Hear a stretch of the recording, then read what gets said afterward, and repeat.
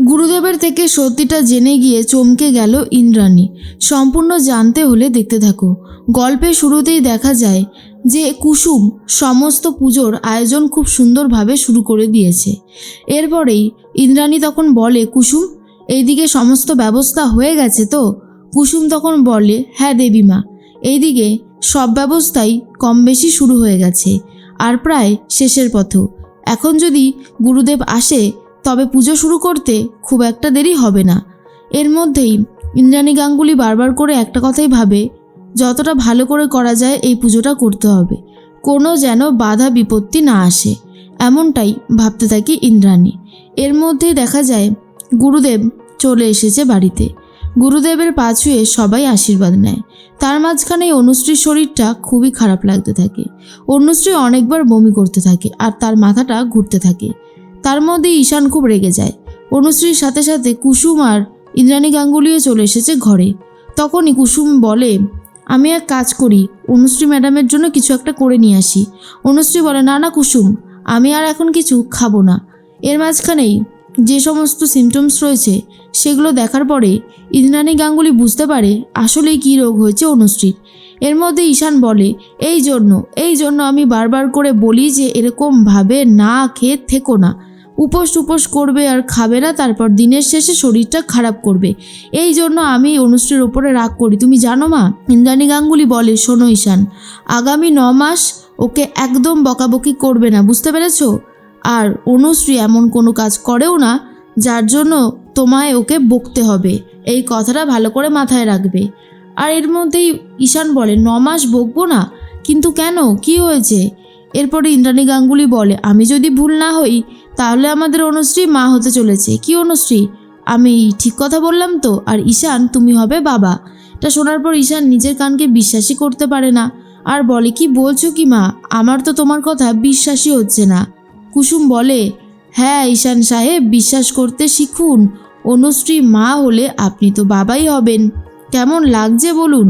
তখন কি বলবে নিজেই বুঝে উঠতে পারে না ঈশান, আর আনন্দে ঈশানের চোখে জল আসে। তখনই ইন্দ্রাণী গাঙ্গুলি বলে, আজ আমার জীবনের অনেক বড় একটা দিন। এই যে গাঙ্গুলি পরিবারে নতুন সদস্য আসতে চলেছে, থেকে ভালো খবর আর কি হতে পারে? শোনো ঈশান, আর একটা কথা, ডাক্তারের পরামর্শ ছাড়া এখন কাউকে বলো না কিছু। আগে আর একটা কনফার্ম পেয়ে নি, তারপরে কনফার্মেশন না পাওয়া পর্যন্ত এখন সত্যিটা কাউকে বলো না। খুব ঈশান ইমোশনাল হয়ে যায়।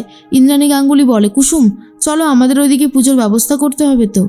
আর শোনো অনুশ্রী, তোমার যদি শরীর ভালো না লাগে তুমি ঘরেই থেকো, ঠিক আছে? তোমাকে বেরোতে হবে না। অনুশ্রী বলে, ঠিক আছে মণি। এর মাঝখানেই গুরুদেবের সাথে কথা বলতে থাকে ইন্দ্রাণী গাঙ্গুলি আর বলে, গুরুদেব, একটা সুখবর আছে, সম্ভবত অনুশ্রী মা হতে চলেছে। আর এটা শোনার পর গুরুদেব নিজেও খুব খুশি হয়ে যায় আর বলে, বাহ ইন্দ্রাণী, এটা তো খুব ভালো খবর, তোমাদের গাঙ্গুলি পরিবারের নতুন সদস্য আসতে চলেছে। এইটা কিন্তু খুব ভালো খবর, সারাটা জীবন তুমি অনেক ভালো থাকো তোমার পরিবারকে নিয়ে। কিন্তু ইন্দ্রাণী, টাইমের মধ্যে কিন্তু পুজো শেষ করতে হবে। সমস্ত ব্যবস্থা কমপ্লিট হয়েছে তো? ইন্দ্রাণী গাঙ্গুলি বলে, ম্যাক্সিমামটাই হয়ে গেছে গুরুদেব, আর কিছুটা বাকি আছে, সেটা হয়ে যাবে। কুসুম তো রান্না করতে থাকে। তখনই পেছন থেকে গিয়ে আয়ুষ জড়িয়ে ধরেছে। আর এটা দেখার পরেই কুসুম বলে, ছোট সাহেব এসব কী করছেন? কেউ যদি একবার দেখে নেয় তাহলে বুঝতে পারছেন কি হবে। এদিকে মীনাক্ষী জানার চেষ্টা করে ঠিক কী হয়েছে, কিন্তু মীনাক্ষীকে কেউ বলে না। আর তার জন্য মীনাক্ষী ভাবে নিশ্চয়ই কুসুম জানে, কুসুমের কাছ থেকেই আমি শুনবো আসলে খবরটা ঠিক কী। এইভাবে আমাকে না জানালে তো হবে না, আমিও এই বাড়ির কর্ত্রী, আমাকেও খবর জানাতে হবে। এর মাঝখানেই আয়ুষ জড়িয়ে ধরেছিল কুসুমকে। তাড়াতাড়ি করে মীনাক্ষী আসছে দেখে কুসুমকে ছেড়ে দেয়, তারপরেই সাইডে দাঁড়িয়ে থাকে আর বলে, কুসুম তাড়াতাড়ি করে রান্নাগুলো শেষ করো, পুজো তো এক্ষুনি শুরু হয়ে যাবে।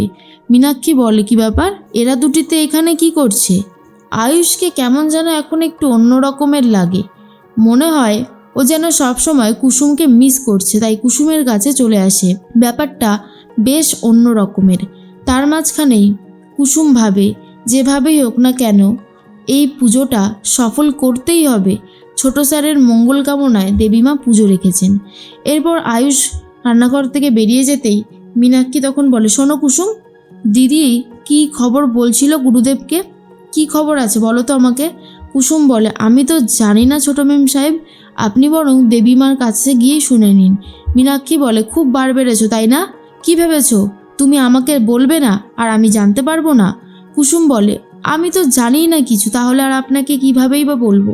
আর আপনার যদি এত জানার ইচ্ছা থাকে, আপনি না হয় চলে যান দেবীমার কাছে, সেখান থেকেই আপনি ভালোভাবে জানতে পেরে যাবেন।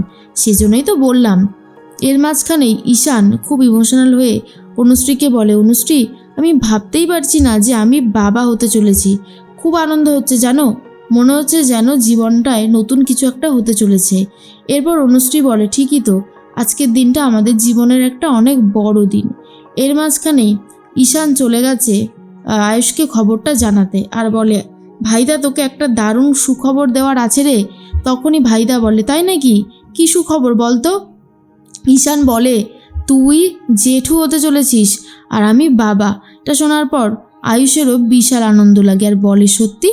এইটা কিন্তু দারুণ একটা খবর, এই খবরটা আমার কাছে দারুণ লেগেছে।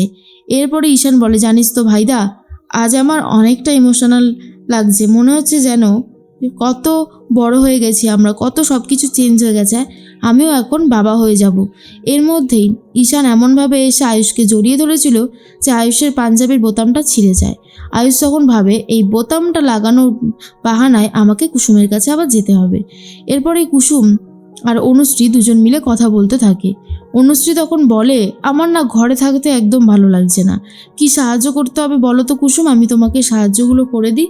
কুসুম বলে, অনুশ্রী, এখন তোমার শুধু বিশ্রাম নেওয়ার সময়, আর তুমি বলছো সাহায্য করবে? একদম না, তুমি যাও গিয়ে বিশ্রাম নাও। কিন্তু অনুশ্রী বলে, আমার বিশ্রাম নিতে একদমই পছন্দ হচ্ছে না। তার মধ্যে আয়ুষ চলে এসেছে আর বলে, কুসুম, খবরটা শুনেছো তো? আমার কিন্তু বেশ মজা লাগছে, আনন্দ হচ্ছে। আমি তোমাকে কথা দিচ্ছি অনুশ্রী, তোমার সন্তানকে কখনো কোনো কিছুর অভাব বোধ করতে আমি দেব না, সব ইচ্ছা তার পূরণ করব। এরপর অনুশ্রী বলে, আচ্ছা ভাইদা, এবার তুমি বলো তো, আমার ছেলে হোক বা মেয়ে হোক, আমাদের কুসুমকে সে কী বলে ডাকবে? মাসিমণি নাকি জেঠিমণি? আর এটা নিয়ে বেশ খুনসুটি চলতে থাকে। কুসুম বলে, হয়েছে, এই তোমরা চুপ করো তো। এর মাঝখানেই ইন্দ্রাণী গাঙ্গুলি গুরুদেবকে বারবার বলতে থাকে, গুরুদেব, আর আমার আয়ুষের কোনো বিপদ আসবে না তো? গুরুদেব বলে, দেখো, এই পুজোটায় যদি বাধা আসে না, তাহলে মনে করতে হবে যে আবারও আয়ুষের জীবনে কোনো বাধা বিপত্তি আসতে পারে। আমিও ওই জন্য চাইছি এই পুজোটা যাতে খুব ভালোভাবে হয়ে যায়, যাতে আর কোনো রকমের কোনো বাধা বিপত্তি আয়ুষের জীবনে না আসে। এর মধ্যেই কুসুম চলে এসেছে সব কিছু ঠিকঠাক করতে, আর তার মধ্যেই মীনাক্ষী ভাবে কুসুমকে শায়েস্তা করতে গেলে এইখানে কুসুমকে এমন কিছু একটা করতে হবে যাতে কুসুম জব্দ হয়ে যায়, এমনটাই ভাবছিল মীনাক্ষী।